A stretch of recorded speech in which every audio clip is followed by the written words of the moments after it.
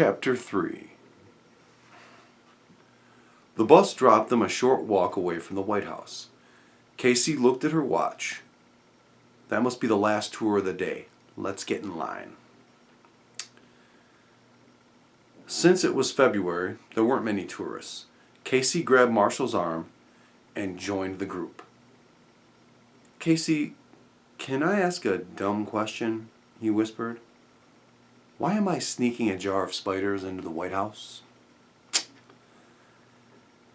Casey whispered her plan. "Now I know you're nuts. We're not going to sleep in the White House. We're going to sleep in jail." Casey shushed him. "Just remember to throw the spiders when I give you the signal," she whispered. "But how will I get them back?" Marshall asked.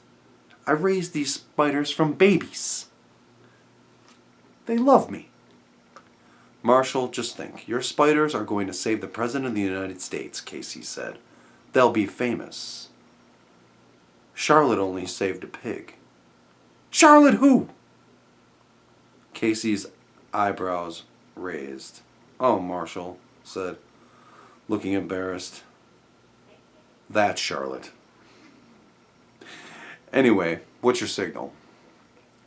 "When I say neck, you toss the spiders."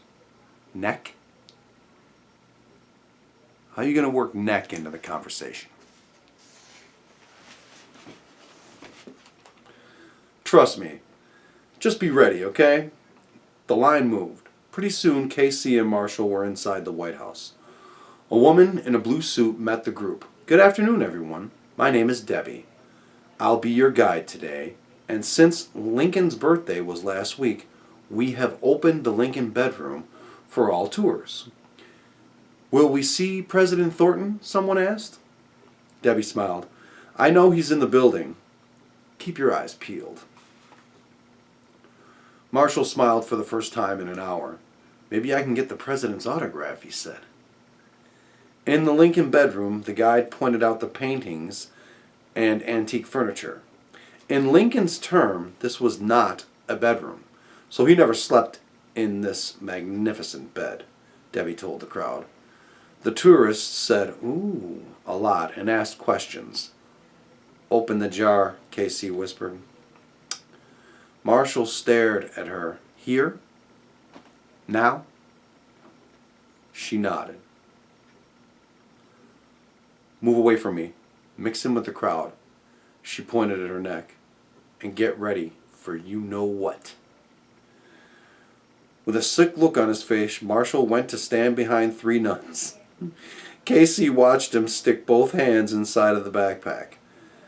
"If there are no more questions," the guide said, "we can move on to—" "I have a question," Casey said. She waved her arm like she did in school. "Yes," Debbie asked. Everyone turned to look at Casey, and suddenly she screamed, "Something! Something's on my neck!" She began to jumping and slapping at her neck. "My neck! Something is crawling on my neck!" Out of the corner of her eye, she saw Marshall toss the spiders.